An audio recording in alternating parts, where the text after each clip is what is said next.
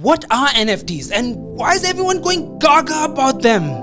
Are you thinking that people have gone crazy to buy something like the first tweet from Jack Dorsey, which was sold for $2.9 million, and a cat GIF sold for $600,000? What is this GIF and why is it valued so much? All of this is explained here in this video. Hang along to know more. So, what is an NFT? Okay, so an NFT or a non-fungible token is a digital asset that represents real-world objects like art, music, in-game items, videos, or even real estate. And they are bought and sold online using cryptocurrencies. Although they have been around since 2014, NFTs have been gaining fame now because they are becoming an increasingly popular way to buy and sell digital artwork. A staggering $17.6 billion has been spent on NFTs since November 2017. They're also generally one of a kind, or at least one of very limited numbers, and have a unique identifying code or codes. Essentially, NFTs create digital scarcity. But this stands in stark contrast to most digital creations, which are almost infinite in supply. Hypothetically, cutting off the supply should raise the value of a given asset, assuming that it's in demand. But many NFTs, at least in these early days, are digital creations that already exist in some form elsewhere. Like iconic video clips from NBA games or securitized versions of digital art that already are floating around on Instagram. For instance, famous digital artist Mike Winkelmann, better known as Beeple, crafted a composite of 5,000 daily drawings to create perhaps the most famous NFT of the moment. Every Day's The First 5,000 Days, which was sold at Christie's for a record-breaking $69.3 million. Now, you may be thinking that anyone can view the individual images or even the entire collage online for free. So why are people willing to spend millions on something they could easily screenshot or download? Well, the answer is very simple. Because an NFT allows the buyer to own the original item, it also contains a built-in authentication which serves as a proof of ownership and its originality. Now here's where the magic happens, guys.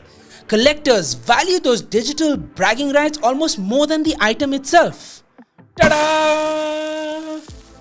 Now that you understand what NFTs are and how they get their value, let's move on to the next bit.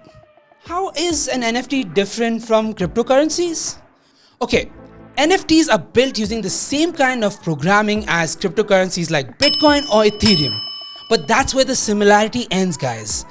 Physical money and cryptocurrencies are fungible, meaning they can be traded or exchanged for one another. They're also equal in value.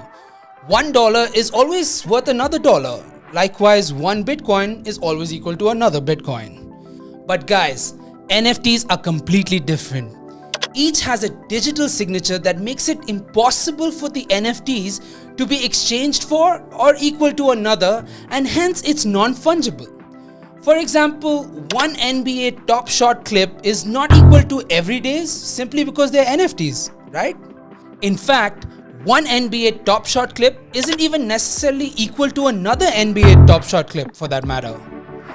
Now, you may be wondering, okay, Adnan, thank you for all this information, but how does an NFT actually work? Alright, so NFTs exist on a blockchain, and you can say that this blockchain is basically a distributed public ledger that records all these transactions in them. They're typically held on Ethereum's blockchain, although other blockchains support them as well, like Solana and Polygon. An NFT is created or minted from the digital objects that represent both tangible and intangible items. Well, even tweets counts, guys. Twitter's co-founder Jack Dorsey sold his first ever tweet as an NFT for more than $2.9 million. Basically, NFTs are like physical collector's items, but only digital. So instead of getting an actual oil painting to hang up on your wall, what the buyer gets is a digital file instead.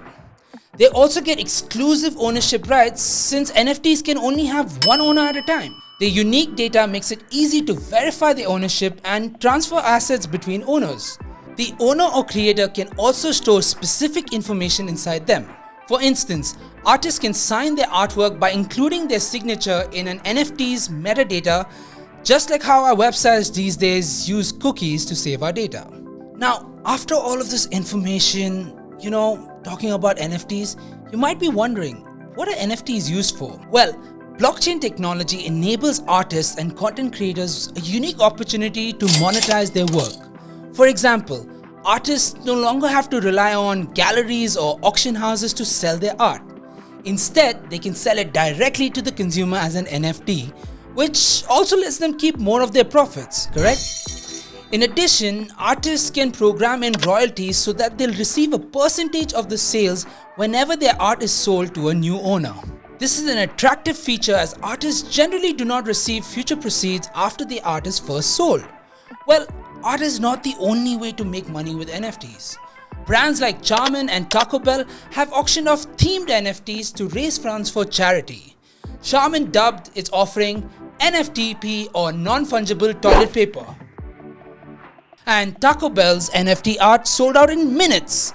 Even celebrities like Snoop Dogg, Lindsay Lohan, Amitabh Bachchan and Salman Khan are jumping on the NFT bandwagon by releasing unique memories, artworks and moments as securitized NFTs. Okay, so probably you're sold by now on the concept of NFTs. And your next question is, Adnan, how do I actually buy one? At this point, if you're actually keen to start your own NFT collection, you'll need to acquire some key items. First, you'll need to get a digital wallet that allows you to store NFTs and cryptocurrencies. Then you'll need to purchase some cryptocurrency like Ether, if the NFT is on Ethereum's blockchain obviously, and move it from the exchange to your wallet. Once you've set up your wallet and it's funded, there's no shortage of NFT websites or marketplaces to shop from. Currently, some of the largest NFT marketplaces are: number 1, OpenSea.io. This is a peer-to-peer platform. To get started, all you need to do is create an account to browse through their NFT collections and then go shopping. Number 2, Rarible. Similar to OpenSea, Rarible is a democratic open marketplace that allows artists and creators to issue and sell their NFTs. Number 3, Foundation.